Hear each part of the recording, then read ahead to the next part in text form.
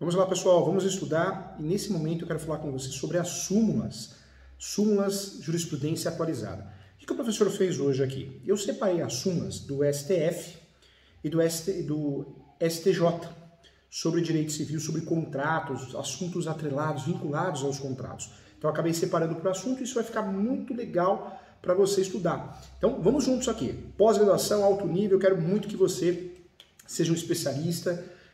Não faça tudo, quem atua em todas as áreas, as chances de errar é muito grande. Quem faz tudo não faz nada, né, gente? Então, vamos nos concentrar, vamos nos tornar especialistas, tá? Vamos lá, vamos focar, então, nas súmulas, nesse estudo jurisprudencial atualizado. Vamos lá, vamos juntos. Quero começar aqui, então, diante das súmulas do STF e do STJ de Direito Civil vinculadas a contratos, eu vou começar pela súmula 245 do STJ. A súmula 245 do STJ, ela esclarece o quê? Que a notificação destinada a comprovar a mora nas dívidas garantidas por alienação fiduciária dispensa a indicação do valor do débito. Tá? Então, nós sabemos que o contrato de alienação fiduciária é o contrato mais utilizado hoje, é mais garantido para o banco, para a instituição financeira, e os juros é menor para o consumidor. Então, é um contrato, de certa forma, mais utilizado não só para a compra de veículos, mas também para a compra de imóveis. E ficou esclarecido nessa súmula que a notificação destinada a comprovar a mora nas dívidas, o atraso das dívidas garantidas por alienação fiduciária, dispensa a indicação do valor do débito. Então, eu não tenho que colocar nessa notificação o valor do débito atualizado. Isso não seria uma tese de defesa. Então, você que é advogada, é contratado para ajudar o seu cliente numa situação que está em atraso em mora, cuidado, hein?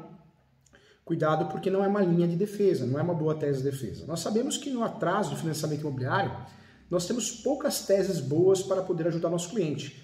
A revisional é uma ação revisional, juros abusivos, taxas abusivas. É uma ação complexa, não é uma ação fácil. É uma ação que, quando conseguimos êxito, conseguimos em segundo e terceiro grau. Precisa tomar muito cuidado se é uma ação pura, simplesmente de juros e taxas abusivos, ou é uma ação de fato que trata outras questões, como venda casada, algum seguro embutido, né? Então, eu preciso tratar com muito cuidado. E essa ação revisional, sempre, gente, fica a dica do professor, sempre trabalhar com um laudo técnico. Não faça ação revisional de juros abusivos, tanto para financiamento, consignados, financiamento imobiliário, sem ter um laudo técnico. Tem que ter um laudo técnico para comparar com a perícia. Inclusive, tem que pedir perícia. Nós temos duas provas, nós estudamos aqui na pós. De um lado as provas orais e do outro lado as provas documentais. Provas orais, nós temos testemunhas e depoimento pessoal das partes. Essas provas serão apresentadas numa audiência de instrução e julgamento. Ação revisional, dificilmente nós vamos trabalhar com provas orais. Ação revisional, nós trabalhamos com provas documentais. Ninguém ganha processo revisional com prova oral. Não temos nem audiência em regra, né? Nem audiência temos de instrução e julgamento na ação revisional. Ação revisional nós ganhamos com laudo, perícia, provas concretas, documentais. Então, deixa de lado as provas orais, testemunhas de depoimento pessoal das partes, apresentada numa audiência de conciliação, perdão, uma audiência de instrução e julgamento, não de conciliação, e vamos trabalhar sim nessa ação, nós vamos trabalhar sim com provas orais, documental em sentido estrito, que mais? Prova testemunhal, não dá para fazer por escrito, porque é na audiência, então eu tenho essas provas orais, papéis, palpável. Então eu tenho sentido estrito, que é qualquer papel, um laudo técnico, inspeção judicial, o juiz até o local, que nas ações revisionais não tem funcionado, não tem utilidade. A perícia, sim, e a ata notarial, né? A ata notarial que é reconhecida como prova. Então, fique atento em relação a isso. Nós temos dois conjuntos de provas, né? Podemos dividir provas em duas espécies. Provas orais, que são apresentadas numa audiência de instrução e julgamento, esquece a audiência de conciliação. Essas provas orais são testemunhas e depoimento pessoal das partes. Do outro lado, nós temos as provas documentais. Nessas provas documentais, eu tenho que apresentar o quê? Prova documental em sentido estrito, tudo que seja palpável, um laudo técnico, uma avaliação. Inspeção judicial, eu peço ao juiz, a juíza fazer uma inspeção judicial no local, mas na revisional não é utilizada. Tem a ação também muito interessante, uma ação importante, que é a ação chamada ação prova, né? Pericial, que tem que ter nesse tipo de ação. E a outra prova que nós temos também é a chamada prova de ata notarial, fazer uma ata notarial. Tá? Então, muita atenção em relação a isso. Essa é a súmula 245 do STJ, nos interessa muito, tá bom? Vamos para a próxima súmula, vamos estudar a próxima súmula aqui. A próxima súmula que eu quero falar com você é a 298 do STJ. Essa súmula esclarece o quê, professor Júlio? O alongamento de dívida originária de crédito rural não constitui faculdade da instituição financeira, mas direito do devedor nos termos da lei. Então, essa súmula ela garante o quê? O alongamento de uma dívida originada de origem do crédito rural, do empréstimo rural, constitui faculdade, sim, na instituição financeira, mas de direito do devedor nos termos da lei. Então, também já está pacificado isso. Nós não temos um entendimento contrário nesse sentido quando a dívida se trata de crédito rural. Tá? Então, é importante também. Outra súmula que nos interessa também é a súmula 150. Essa súmula 150 é do Supremo Tribunal Federal. Eu estou tratando primeiro das súmulas aqui de obrigações. Essas súmulas são importantes. E a súmula 150 do STF, ela esclarece o quê? Que prescreve a execução no mesmo prazo da prescrição da ação. Então, existiu uma dúvida. Nós temos a prescrição que é estudada no artigo 206. Lembrando que a ação declaratória de nulidade não tem prescrição. A anulatória tem prescrição de 4 anos. No direito, praticamente tudo tem prescrição, né? A não ser as ações anulatórias. Só para não errar, tá? Declaratória de nulidade, porque senão a gente confunde. Muita gente acha que a anulatória e a ação de nulidade é a mesma coisa, não é. Eu tenho a ação anulatória e tenho a ação declaratória de nulidade. A ação declaratória de nulidade não tem prescrição, então cuidado. Ficou bem pacificado, então, na súmula 150, que prescreve a execução no mesmo prazo da prescrição da ação. Então, está bem estabelecido isso pelo Supremo Tribunal Federal. Mais uma súmula que nos interessa é a 159, do STF também, do Supremo. A súmula 159, também de direito das obrigações, interessa a nós, vinculada, conexa aos contratos. Ela esclarece o quê? Que a cobrança excessiva, mas de boa fé, não dá lugar às sanções do artigo 1531 do Código Civil. Professor, o que é isso? As cobranças excessivas, abusivas no Código de Defesa do Consumidor são condenadíssimas, né? São condenadíssimas. No Código Civil, essa relação é civilista, eu costumo dizer, precisa tomar cuidado, que nem sempre é como acontece no Código de Defesa do Consumidor. Então, muita atenção em relação a isso.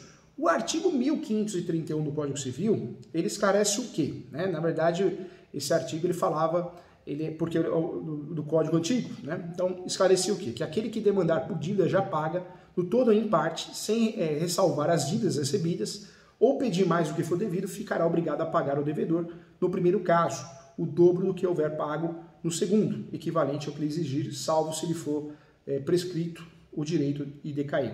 Ou seja, essa relação que nós temos hoje no novo CPC, que é uma regra, se eu sou cobrado indevidamente, eu tenho que ser indenizado em dobro, já era uma regra do antigo Código também. Então, o entendimento dessa súmula, apesar de mudança do Código, foi o mesmo, foi mantido. Então, é importante falar dessa súmula também. O assunto está pacificado de fato também, tá bom? Então, é importante. Vamos lá. Agora sim, tratando sim das súmulas contratuais, tá? Então, vamos fazer esse estudo de forma aprofundada aqui. Quero trazer para você a súmula 293. Essas súmulas eu separei as primeiras eu falei em direito das obrigações. Então, direito das obrigações eu falei da súmula 245 do STJ, falei da súmula 298 do STJ também, falei da súmula 150 do STF e a súmula 159, ok? Fecha aí, coloca ponto e vírgula, né? Faça um tracinho aí. Essas súmulas são vinculadas aos direitos das obrigações. Agora eu quero falar com você sobre as súmulas dos contratos em si, tá? Então, muita atenção, tem muita súmula para a gente estudar aqui, hein? Vamos embora. Vamos lá, vamos estudar juntos aqui. Primeira súmula que eu quero tratar com você aqui, que nos interessa muito, hein? É a súmula 293 do STJ.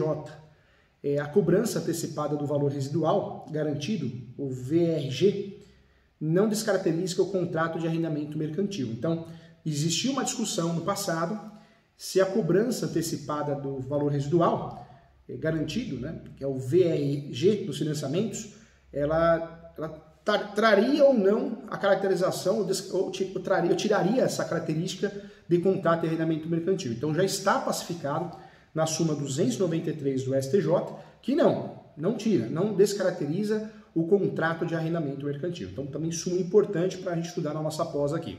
Então, anota aí, a súmula 293, tá? Vamos lá, não vai passar nenhuma súmula hoje aqui, hein? Só súmula importante, hein? Mais uma súmula que eu quero falar com você é a 269 do STJ. No contrato de arrendamento mercantil, leasing, ainda que haja cláusula resolutiva expressa, é necessária a notificação prévia do arrendatário para constituir o imóvel. Então, a súmula 369 do STJ, no contrato de arrendamento mercantil, esclareceu muito bem que, ainda que haja cláusula resolutiva expressa, é necessária a notificação prévia do arrendatário para constituir o imóvel. Então, isso também está pacificado na súmula 369 do STJ. Mais uma súmula que nos interessa, e muito importante também, é a súmula 28 do STJ também. Essa súmula fala do contrato de alienação fiduciária, um dos contratos mais importantes que nós temos na prática, né? Um dos contratos mais utilizados no mundo dos negócios jurídicos. E essa súmula 28 também tem que ser entendida, compreendida, para ser usada para o advogado que atua com contratos. Nós não podemos ser surpreendidos com teses de defesa, nós precisamos conhecer as súmulas. Súmulas do STJ e do STF são súmulas obrigatórias, né? Tanto do Supremo como do Superior nós precisamos conhecer. São teses importantíssimas. Então, a súmula 28 esclarece do STJ, anota aí, que o contrato de alienação fiduciária em garantia pode ter objeto bem, já quem já entregava o patrimônio do devedor. Então, é isso que trata a súmula. O contrato de alienação fiduciária em garantia pode ter por objeto bem que já integrava o patrimônio do devedor. Essa súmula, gente, ela é interessante por quê? Porque nós temos várias modalidades novas de financiamentos imobiliários. Nós temos hoje o financiamento imobiliário que você dá um imóvel em garantia e reduz os juros. Você dá um imóvel que você já tem para comprar outro. Você dá um imóvel que você já tem para comprar um imóvel, um outro imóvel. Então, você consegue reduzir os juros porque a segurança do banco é menor. Ou melhor, é maior, né? Então, de fato, é uma súmula interessante também para que a gente possa tratar, tá bom? Então, importante tratar aqui dessa súmula porque a segurança do banco é maior, uma súmula que também é utilizada em matéria de defesa. Não é nada abusivo, ficou bem esclarecido isso. Mais uma súmula que eu quero tratar com você é a 335 do STJ. Anota aí, súmula 335 do STJ. Nos contratos de locação é válida a cláusula de renúncia à indenização das benfeitorias e ao direito de retenção. Então, nós temos a Lei 8.245 de 91. Quando nós falamos de locação, nós temos diversas relações importantes. Temos a Lei 8.245 de 91, alterada pela Lei 112 de 2019, e temos também outras legislações importantes. A Lei do Inquilinato, ela vai tratar da locação residencial, não residencial, e locação também não residencial, que é a comercial. Né? Então, nós temos 3 locações de bens imóveis que são tratadas na Lei do Inquilinato, Lei 8.245 de 91. Só que nós temos o Código Civil também. O Código Civil ele vai tratar das locações em regra de bens móveis, cadeira, mesa, extintor, qualquer bem móvel. Mas em caráter de exceção, o Código Civil também vai tratar de contrato de locação, da relação locatícia, de relação locatícia de bens da União, Estado, município, os entes federativos, autarquias. O Código Civil também trata, em caráter de exceção, de bens imóveis, como vaga de garagem, com matrícula autônoma. Anota aí, vaga de garagem com matrícula autônoma.